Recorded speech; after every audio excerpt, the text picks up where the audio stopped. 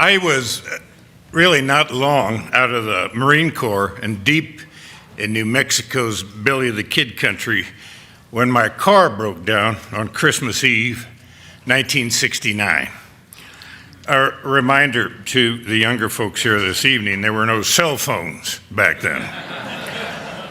So I left the car on the shoulder of the highway and hitched a ride in a battle-worn pickup to Socorro, where I waited outside a garage while two diligent mechanics headed out to tow my car into town and fix it. There I sat on a bench, sipped a cup of whiskey-laced thermos coffee, and spied an old man in the night shadows. He was bow-legged and scarred with gunmetal gray hair that hung down to his shoulders. He walked over to me, sat down next to me, and began talking just like we were everyday pals. He spoke about dust storms and blizzards, all acts of God, but then he slipped into a reverie of what he knew best, those wild old days when he had been young and on the prowl. The old man talked about cowboy life, riding fence lines, chasing wild horses. He told me firsthand about range wars and shootings and jailbreaks. Then he brought up Billy the Kid. He said it was hard to separate legend from truth when it came to the young man who died at the raw age of 21. I knew the kid, the old man soberly confided. I knew the kid as well as I knew my own brother. Well, even then, I knew that 88 years had passed since Billy died at Pat Garrett's hand. But I chose not to challenge the claim of this wizened war horse whose piercing eyes possessed a glint of truth. Maybe it was just the circumstances. The night before Christmas, the luminous desert moon, and just enough Jack Daniels to tease my imagination. 9 years later, as a reporter in Austin, I met Jarvis Garrett, the son of the legendary lawman who killed the kid. Jarvis was only 3 years old in 1908 when his father was ambushed and shot dead while urinating alongside a road near Las Cruces, New Mexico, 27 years after Billy the Kid's death. In New Mexico, we call that death by urination.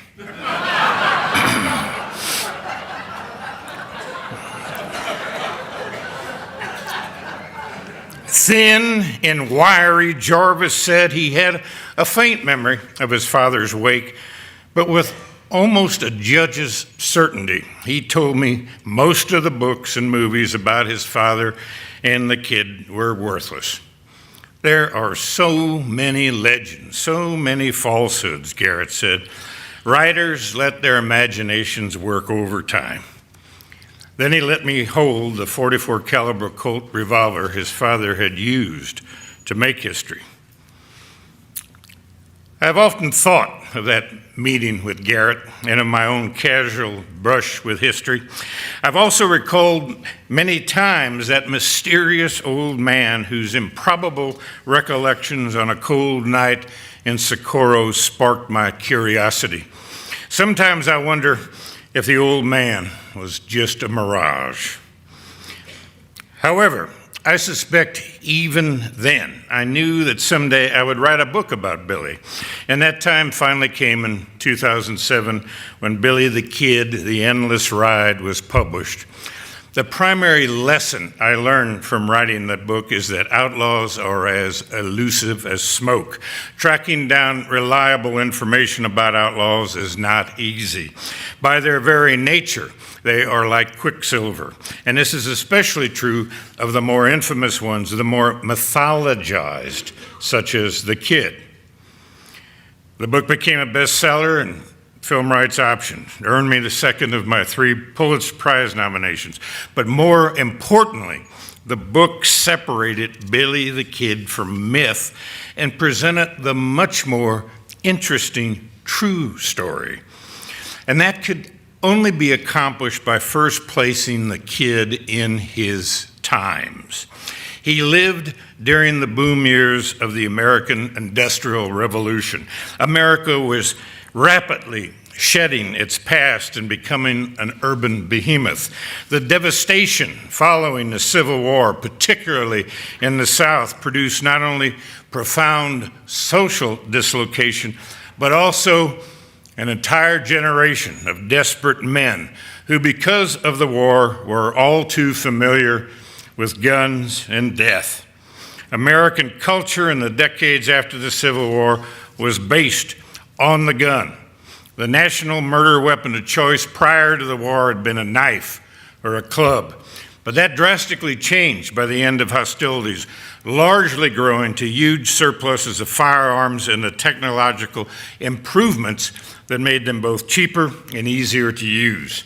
No longer was there any fear about the reliability of guns. Seldom did the six-shooter misfire. During the Reconstruction period, many unreconstructed Confederates moved into Texas.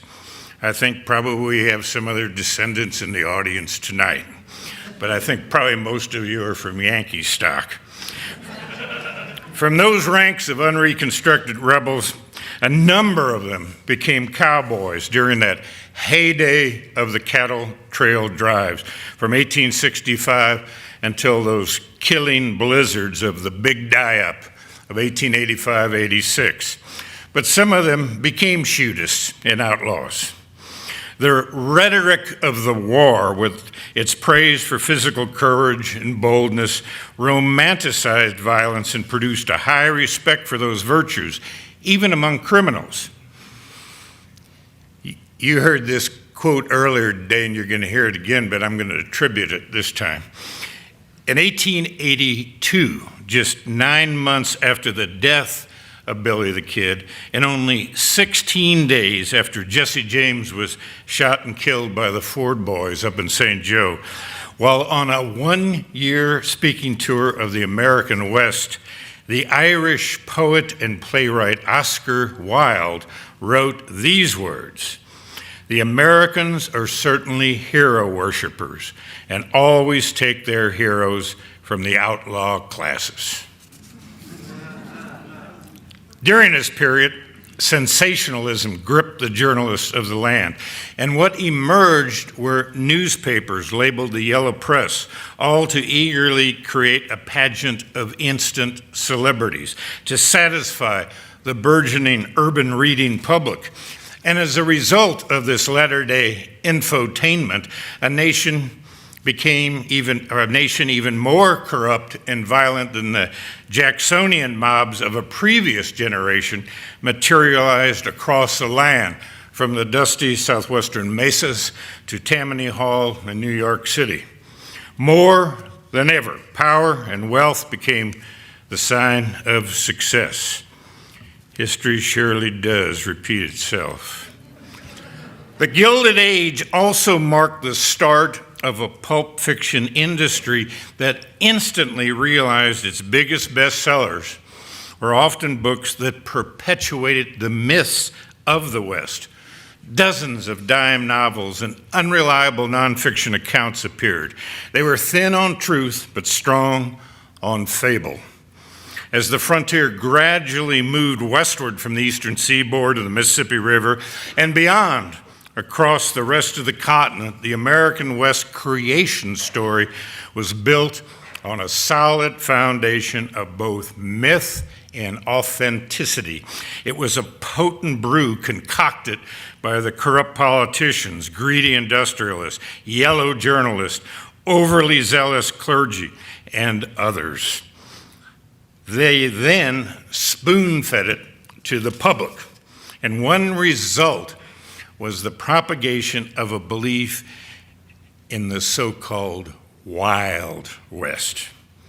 And to this day, for many people, the words Wild West bring to mind the geography and lore of the trans-Mississippi United States during the late 1800s. And although it is true that 35 years before the close of the Civil War and the end of the 19th century saw many of the major events, as well as the appearance of many of the most romanticized individuals associated with the West, the real origins of the Wild West culture began long before the Civil War, and the mythos of that era reached well into the 20th century and beyond. An examination of the events during that period provides a more complete picture of what the Wild West has come to mean, including the personalities, battles, treaties, innovations, migrations, the expansion of federal authority, and the nation's struggle to shift from an agrarian society to an industrialized power. In the first 3 decades of the 20th century, thanks to the advent of motion pictures, those last iconic figures of the Wild West would pass into history, but remain firmly rooted in the imaginations of Americans. An American icon in and of itself, the Wild West, still draws visitors to this day from around the world who travel the western United States in search of the adventures chronicled in the books and films, played out by cowboys, Indians, outlaws, and heroes. And here's that other quote again. In the John Ford film, The Man Who Shot Liberty Valance, a motion picture that actually chronicles the death of the Old West and its archetypical villains and heroes, that newspaper editor says, "Sir, this is the West. When the fact becomes legend, print the legend." And that is just exactly what John Ford and most filmmakers did and continue to do when presenting their notion of the American West. Those Saturday matinee heroes we all grew up with, those period films about the American West, were based on romanticized traditions of the past created from hearsay, from fables, from propaganda, from songs that sprang from American history. The truth is, there were no white hats, no black hats, but there were a whole bunch of gray hats.